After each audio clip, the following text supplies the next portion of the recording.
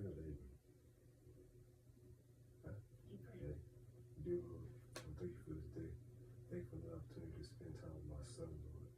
Lord, thank you for the instructions you place into my heart, into my mind, to my body, to my soul, to my spirit. Lord, thank you for changing me and molding me and reshaping my life in the instruction of you so that I can be a good vessel, so I can be a good teacher to my son, Lord.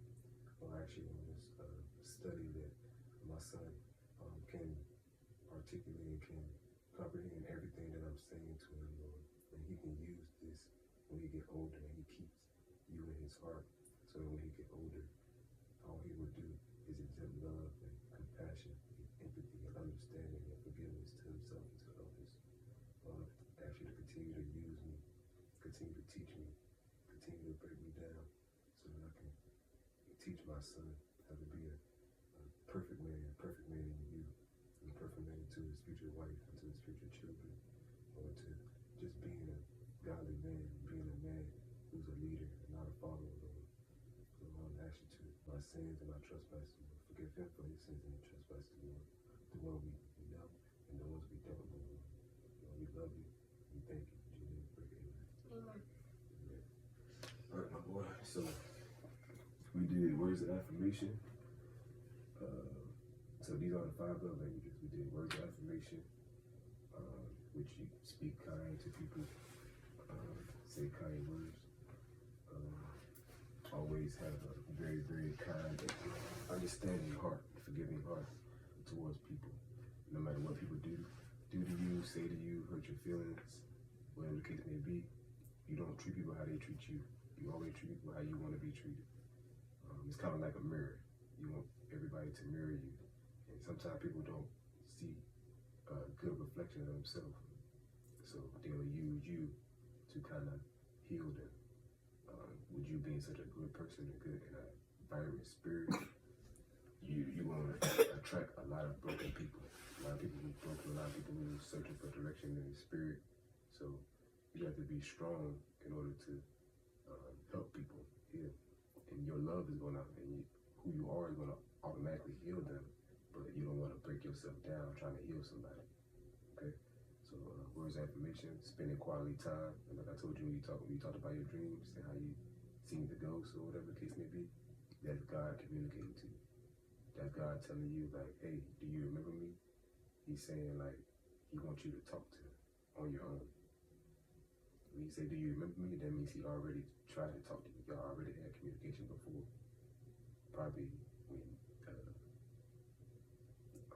when you saw the thing in the house, that could have been a sign from God.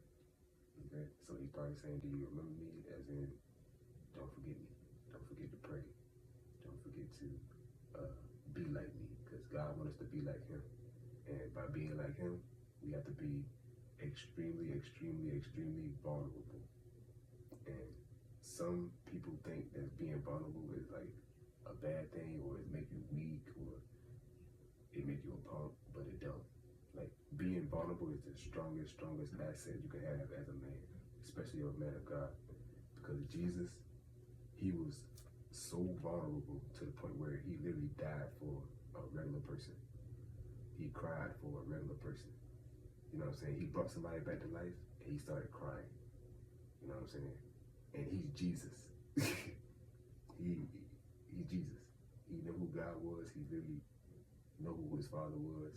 He knew God before any of us. You know what I'm saying? So if he can do it, we can do it. Okay? So as you get older and as you see me, and when you see me get a wife and you see how I treat my mom and how I treat my grandma, how I treat my sister, I call my grandma almost every day and talk to her.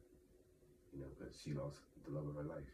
You know, my granddad and her was together for like 60 plus years, and all of a sudden he's gone. So I took it upon myself to call her every day because I didn't want my grandma to pass away too, missing my grandfather. You know what I'm saying? So I made myself completely vulnerable to God, so I had to take care of my grandma properly. You know what I'm saying? I made myself completely vulnerable to God, so I could take care of my mom properly, because you know the story about my mom. We didn't talk for 8 years. And a lot of it was me just so focusing on my childhood, but I didn't realize that she was going through a lot herself. You know what I'm saying? With my dad and my sister's dad and the bills and being a single mom and all that stuff I didn't think of. But at the same time, I love her so much because she still fought through it. She still made sure I played basketball, football. You know, she still made sure we ate every day.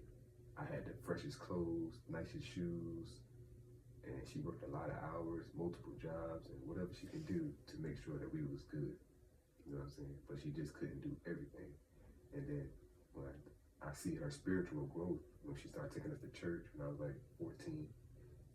She started taking us to church on her own. She started taking time off. Like she would come outside and play basketball with me. We would go to the park, just me and her. And she had 3 kids, so she would always make time for me and us separately. Like, and right now, that's why our bond is so strong. And we didn't have any money, but we were so happy because we just was so happy and just spending time with each other, seeing each other happy, laughing. You know how like me, you and Sissy and Mommy had traditions. And we do, you know, with BD and B Dad and Christmas and going outside, walking to the park. All that stuff matters. Okay, so but you have to be extremely vulnerable to do anything as a man. And when you're vulnerable, good things come to you. Anything you want come to you. You say you want to have construction. You say you want to be a football player, a basketball player. If you be vulnerable to God, He will give you everything you want. Because that's all He wants you to do. He wants you to be vulnerable in your spirit and your heart. Okay? He wants you to look at people who hurt you and completely forgive them, not for them, but for you. Because if you forgive somebody completely, your heart will be healed. And you won't be so attacking. You won't be so aggressive. You won't be so, you know what I'm saying, disrespectful to other people. Especially people that want to see you better. Especially people that see the good in you. Okay? Because you can hurt somebody by words. Words hurt more than anything. Words can kill. You can literally say something to somebody and it'll hurt them so bad till they have a heart attack. It hurt them so bad till it makes them sickly, you know? So words mean everything, okay? That's like if me and you get into a fight and I say, Landon, I hate you. You will never forget that. You can be like, yo, I remember my daddy told me he hated me when I was 3 years old. Remember that time when I got mad at you and I picked you up? I started screaming at you? You will never forget that. But if I didn't apologize to you and tell you, like, you know, we cried and I tell you I was sorry and I tell you that I was in a bad space and stuff like that, we would never be at where we are now. Okay? That was me being vulnerable to you. Even though I'm your dad and I'm older than you, I'm not gonna treat you like you don't mean you're not important just because you're my son. You know what I'm saying? I'm gonna treat you equally because I don't want you to grow up with that hurtful, that moment, because I'm not that, you know I'm not that man no more. That moment could have literally ripped our whole family apart, and it almost did. And you and Sissy didn't realize it, but me and Mommy was going through a lot because I was trying to follow God, and Mommy didn't want to. So the reason why we separated because I was listening to God and following God's voice, and Mommy didn't want to follow me. So I had to tell Mommy that I don't want to be with her.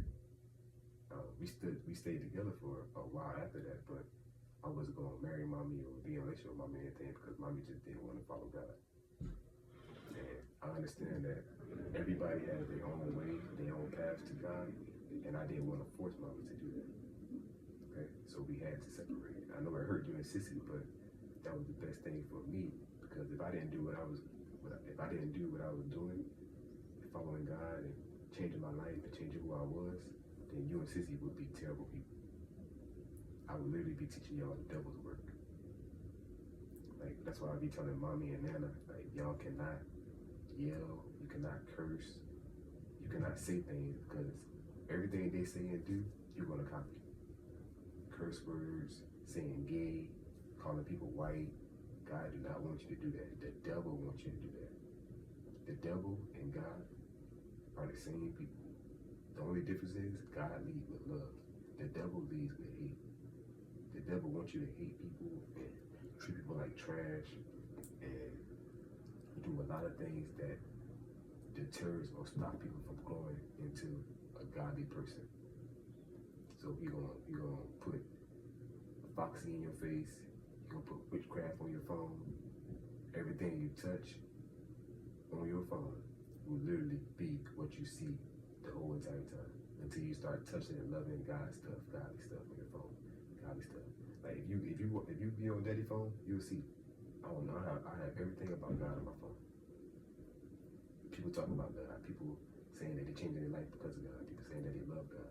That's all I want to see and all I want to hear because that's who I want to become.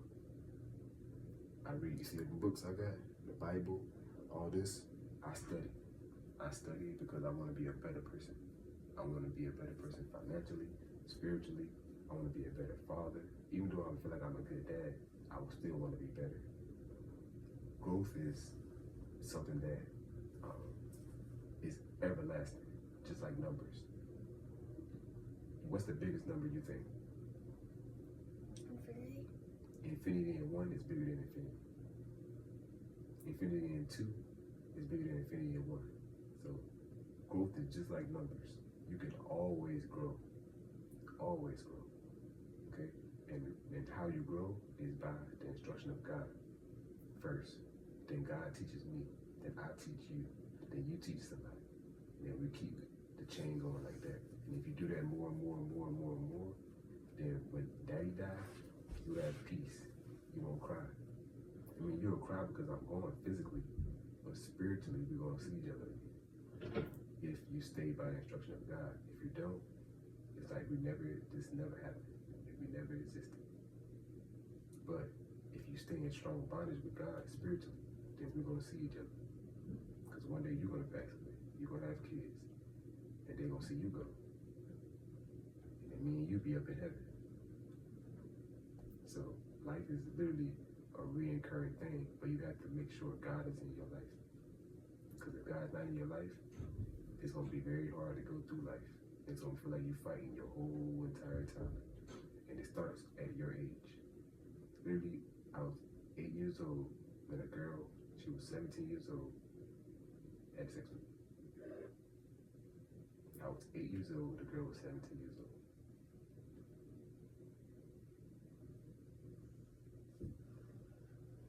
Okay? And that changed my whole entire life. From 8 years old till daddy was like 16, daddy was having intercourse with a lot of girls. A lot of girls. And then when I was 17, well, God was talking to me my whole time and protecting me the whole time because he was living in the hood. So when I was 17, God really spoke to me and I got baptized. And at that point, I changed my life. So Sissy, Mom, and Mommy, I tried to teach them the spiritual way, but they didn't understand what I was trying to teach them. Okay? But I still love, like, anything was going on with me and Mommy. I didn't trigger, I didn't yell at Mommy, I didn't disrespect Mommy. You know, I still treated Mommy like a queen. Even now, I don't buy Mommy flowers and stuff like that no more because she in a relationship, stuff like that. But if Mommy need anything, I'll take care of her. And she know that. That's why she drive and meet me. That's why she don't mind coming and drive you all the way around because Mommy know that I love you. Mommy know that I still love her. But I show her love in a more spiritual way, not in an affectionate way because we're not in a relationship, we're not together. Okay?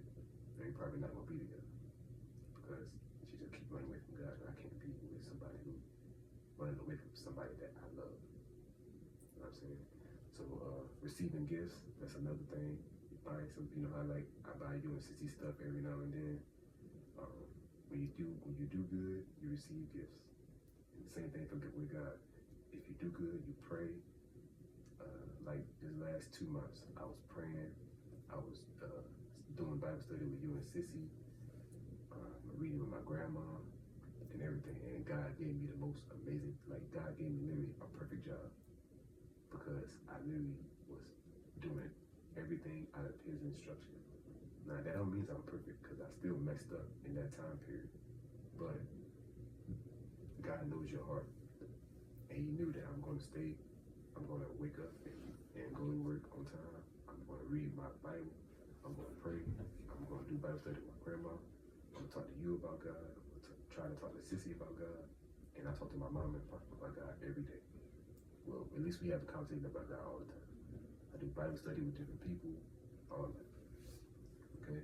So when you do those things, God gives you gifts. It can be, he done gave me money. He gave me y'all, you know, sissy, you know what I'm saying? I met a very amazing women, you know what I'm saying? I have a great mom, you know what I'm saying? Grandma, family, all that. He gave me all that. Okay? Acts of service. Acts of service is just kind of like receiving gifts. Acts of service is like doing things. Like making up your bed just now. That's an act of service. Opening the door for mommy. That's what you want to do. When you get older, cooking a meal for mama. That's acts of service. Doing things to somebody that they don't ask for, but you know that they like buying mommy flowers. That's acts of service. You know what I'm saying? That shows them that you love them. That shows them that you care. It's the little things that matter. Okay? And then physical touch. Physical touch is like me doing this. How that make you feel? When daddy kiss your forehead, when daddy give you, see? When daddy give you hugs, when daddy say I love you, when we go to the park and play, we go outside and play soccer, we go hiking, when we go to amusement parks, water parks, all that stuff. How that make you feel? Loved. So physical touch is an act of love, okay? And that's literally all the love languages and everything that'll make you a great, great man. But in also having these, you have to have God too. And then once you have these, you have God, then you treat everybody like that. You treat everybody with love. Okay? All right? These two scriptures. Okay? So say 1 Corinthians 13 and 4. 1 Corinthians 13 and 4. 13 and 4. All right? That says, love is patient and kind. Love does not envy or boast. It is not ignorant or rude. So just like what I just told you, love is patient, love is kind. That's the most important thing ever. Love is not an act. You know what I'm saying? Love is really a choice. You have to wake up every day and say, I love myself. You say, I love God. You say, I love myself. Once you do those two things, you're solidified. After that, it's mommy and daddy. And I'm not saying that nobody else matters, but those are the most important. God, yourself, mommy and daddy. You always treat God with love and respect. You always treat yourself with love and respect. And you treat your mommy and daddy with love and respect. Okay? No matter what mommy and daddy do. Okay? Because everybody go through things on their own time and their own space. But you make sure you mirror yourself into everybody. When you look at me, I want you to see yourself. Like, how would I treat myself in this predicament? Like when you're Kind and respectful.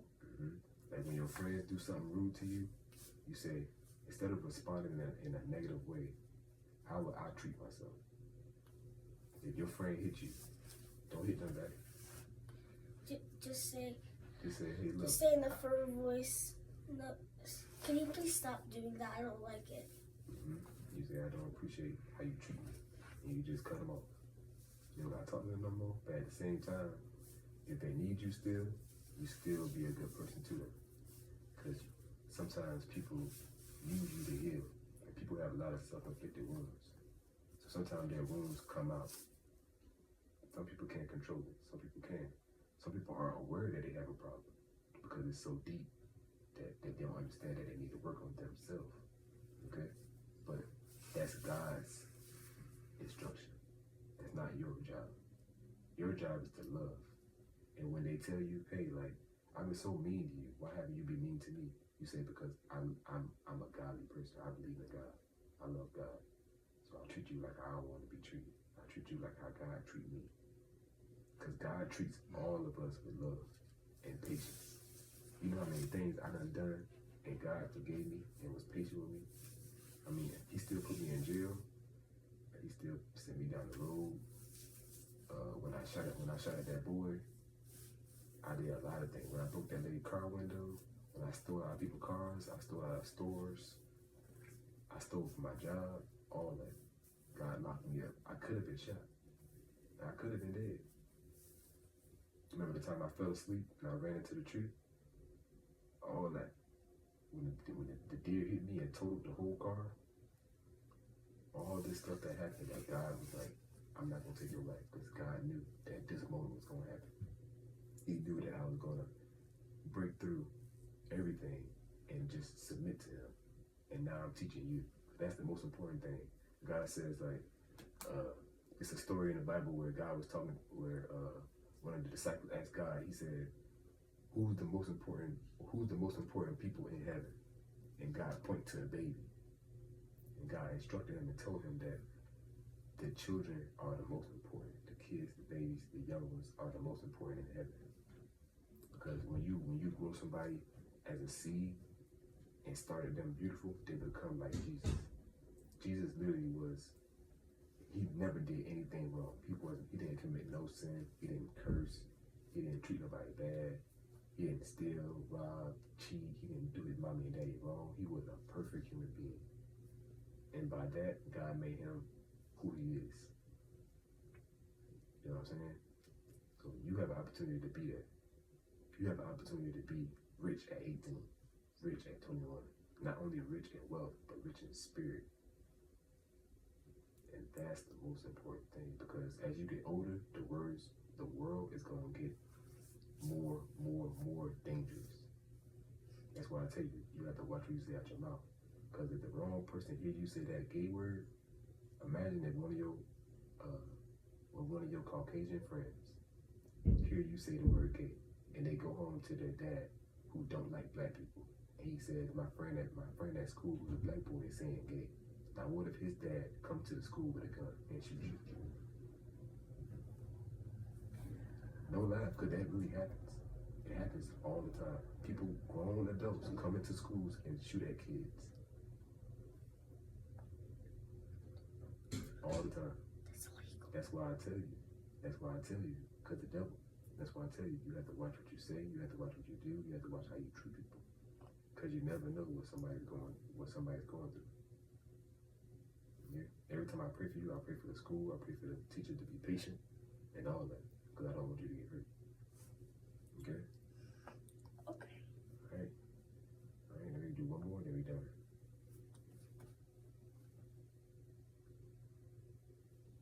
It says Ephesians 4:32.